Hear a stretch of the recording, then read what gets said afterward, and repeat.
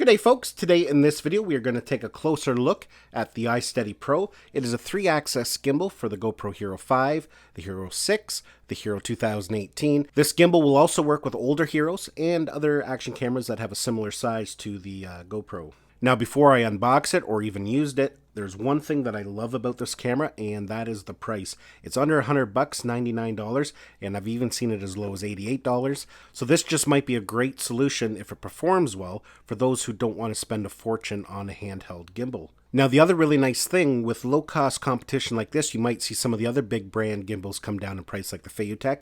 They may have to lower their price to be able to compete. We've seen this happen with cell phone gimbals. The Osmo Mobile first debuted at $299, and then a bunch of third parties came out with $100 gimbals, and sure enough, we've seen the Osmo Mobile 2 get released at $129. So let's hope this is a trend and we'll see gimbals come down in price. Let's do a quick unboxing and we'll see what all comes inside, and then we will put it through its paces.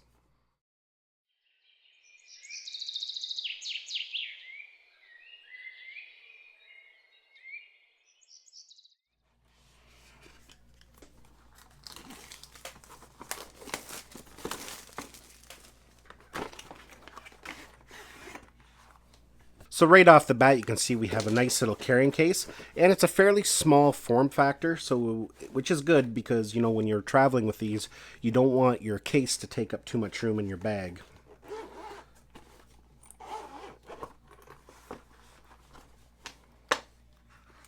So we got some instructions.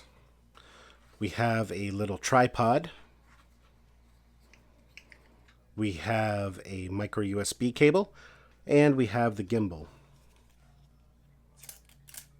Now, first impressions, it does have kind of a plasticky look and feel to it, but for the price, for $99, you know, what are you going to expect? The big thing is that it performs well, and we will definitely put that out to the test. So let's just take a closer look at it here. So on the bottom, we have a 1/4-inch tripod thread. On the side there, we have one as well. So underneath this little flap here, you'll notice it has a micro USB for charging. It also has a regular size USB port. Now that allows the internal battery to act as a power bank, so you could charge your GoPro up, your smartphone, anything that can be charged by USB via that port there. We have a joystick, which is nice for a $100 gimbal. So we have an F1 and an F2 button, and that's for locking the gimbal, and we'll kind of go over those once we get it fired up. We have a power button, a mode button, the joystick. We also have 2 LEDs at the top. One is signifying Bluetooth, and the other is signifying what mode it's in. On the side here, we have LEDs that signify the charge. At the top here, you'll notice another micro USB port. Now that's for charging GoPros when it's mounted. Unfortunately, that won't work with the Hero 5 or Hero 6 because when the camera is mounted in here, the battery door is right against that motor and it's inaccessible. So now mounting the GoPro is pretty straightforward. If you've used any of the Feiyutech gimbals, it kind of works in the same kind of fashion. Has this little clamp here. Now this one here is plastic, so that is kind of interesting on how well that will hold up over time. It seems to be a decent quality plastic, you know. Personally, I think it should be fine. It's not like there's a great deal of force that is put on these plastic parts. If there is, then you've got some other problems. Then you're obviously doing something that could damage your motors. So as you can see, we now have the GoPro mounted in there. So now to power it on, we're going to hold the power button. And it will fire up just like so. So let's take a closer look at some of the buttons on the gimbal here. Now this first button here is kind of a toggle style button, and you can push it up, push it down. Pushing it up recenters the camera, so if you've got everything out of kilter, just press it up and it will go back to being centered. Pulling it down will lock the gimbal, so if you've got it so it can pan and tilt and you just want to lock everything for a split second while you're filming something, just hold it down and it will lock it. This is the power button here, and long pressing it will power on and power off the gimbal. And finally over here is your mode button. Over here they list all the different modes, and this flashing LED corresponds to what mode it is, so you know what mode you're in. So now what I am most curious about is how well this $100 gimbal performs. And so we are going to go out, we're going to do some different tests with it and see what kind of performance we get out of it. We're also going to check the noise level. You know that can be a problem with some gimbals, that the motor noise transfers into the GoPro. The microphones on the GoPro are very sensitive, so I'm assuming it will pick up some kind of motor noise, but we will definitely test it out. So let's get at it.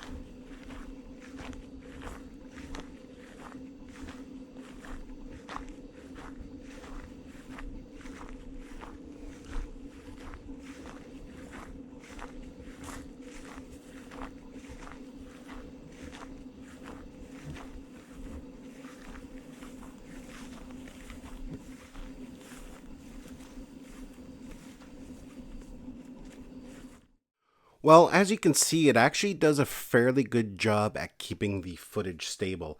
I was actually kind of impressed on how well this $99 GoPro gimbal actually performed. Now, I did run into a couple issues. I found that this toggle switch here didn't always perform the way I expected it. You know, hitting F1 should return the camera back to center, and it doesn't always work. Sometimes you have to press it a couple times, but just a little annoyance. The other thing I did find is that the travel space of the gimbal, as you can see here, the camera tends to hit if you have it on extreme angles, which is okay because, you know, most of the time you're keeping it pretty stable as it is. But I found when I was doing some turns, trying to get some nice sweeping shots, sometimes, you know, the handle is up on the side. It would hit the camera there and then it would, you know, jostle the video. Now, I would have to say the Phaotech G6 is still my favorite GoPro gimbal. It does perform quite a bit better, but it is $129 more, so that's to be expected.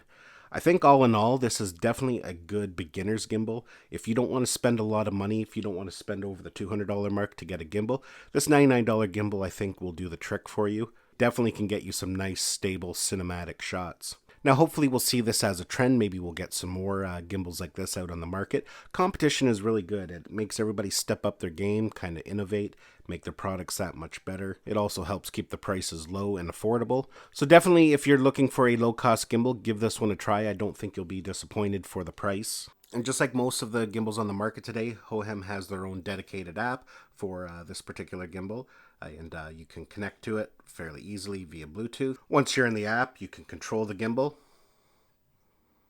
move it in different ways. You can calibrate the gimbal, you can adjust the settings, the speed at which the gimbal moves, the joystick speed, and a few other things. It is kind of nice that they have that, so if you want to control the gimbal remotely, you're able to do so. Well, folks, that's basically it for my video. Hopefully you enjoyed it. Let me know what you think of the iSteady Pro. Maybe you already own one and you've used it. I'd like to hear your opinion on it. I'll include the links down below where you can check it out further. Thanks a lot for watching. Don't forget to give this video a thumbs up. Don't forget to subscribe to my channel so you don't miss any of our upcoming videos, and we'll see you in the next one.